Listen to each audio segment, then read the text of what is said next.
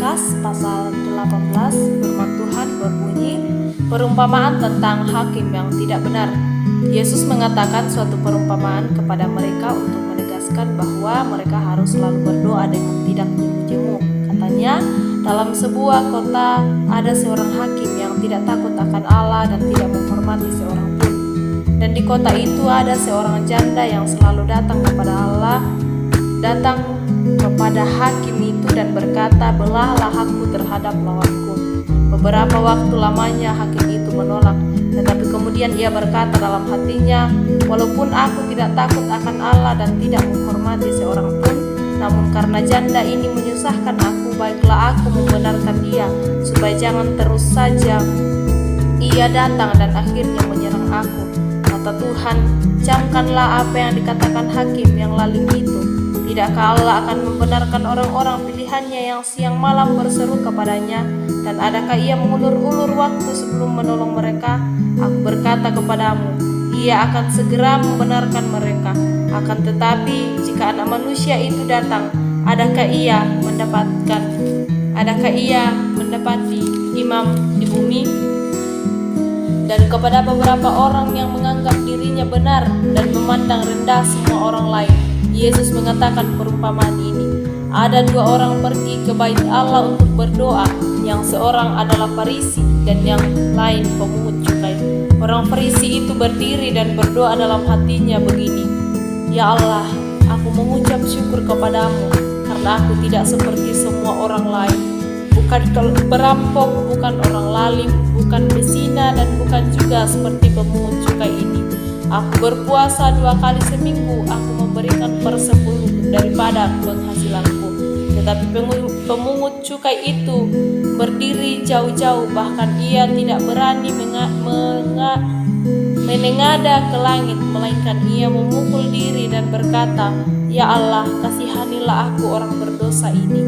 Aku berkata kepadamu, orang ini pulang ke rumahnya sebagai orang yang dibenarkan Allah, dan orang lain itu tidak. Sebab barang siapa meninggikan diri, ia akan direndahkan, dan barang siapa merendahkan diri, ia akan ditinggikan.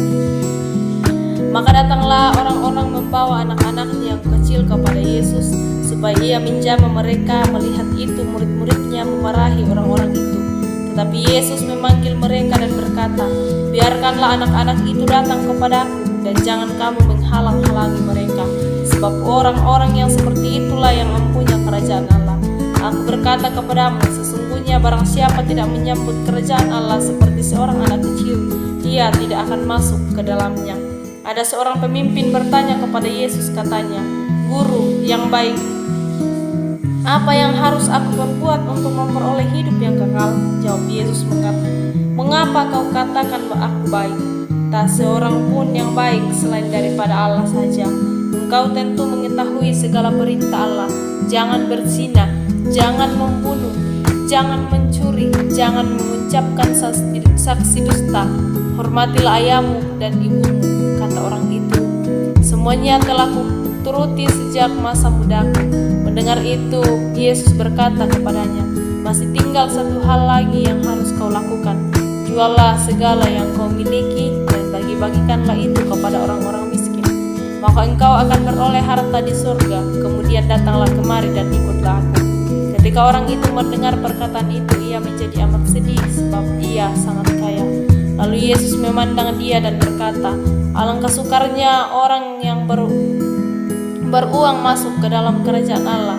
Sebab lebih mudah seekor unta masuk melalui lubang jarum daripada seorang kaya masuk ke dalam kerajaan Allah.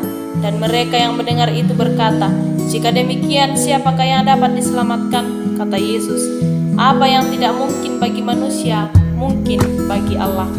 Petrus berkata, kami ini telah meninggalkan segala kepunyaan kami dan mengikuti Engkau. Kata Yesus kepada mereka, aku berkata kepadamu sesungguhnya, setiap orang yang karena kerajaan Allah meninggalkan rumahnya, istrinya atau saudaranya, orang tuanya atau anak-anaknya, akan menerima kembali lipat ganda pada masa ini juga. Dan pada zaman yang akan datang, ia akan menerima hidup yang kekal. Yesus memanggil ke-12 muridnya, lalu berkata kepada mereka, sekarang kita pergi ke Yerusalem, dan segala segala sesuatu yang ditulis oleh para nabi mengenai Anak Manusia akan digenapi. Sebab ia akan diserahkan kepada bangsa-bangsa yang tidak mengenal Allah, diolok-olokkan, dihina, dan diludahi. Dan mereka menyesal dan membunuh dia, dan pada hari ketiga ia bangkit. Akan tetapi sama sekali tidak mengerti semuanya itu. Arti perkataan itu tersembunyi bagi mereka, dan mereka tidak tahu apa yang dimaksudkan. Waktu Yesus hampir tiba di Yeriko, ada seorang buta yang duduk di pinggir jalan dan mengemis. Waktu orang itu mendengar orang banyak lewat, ia bertanya, "Apa itu?" Kata orang kepadanya, "Yesus, orang Nazaret lewat." Lalu ia berseru, "Yesus, anak Daud, kasihanilah aku." Maka mereka yang berjalan di depan menegur supaya dia diam. Namun semakin keras ia berseru, "Anak Daud, kasihanilah aku." Lalu Yesus berhenti dan menyuruh membawa orang itu kepadanya. Lalu ketika ia telah berada di dekatnya, Yesus bertanya kepadanya, "Apa yang kau kehendaki supaya aku berbuat bagimu?" Jawab orang itu, "Tuhan, supaya aku dapat melihat." Lalu kata Yesus kepadanya, "Melihatlah engkau, imanmu telah menyelamatkan engkau."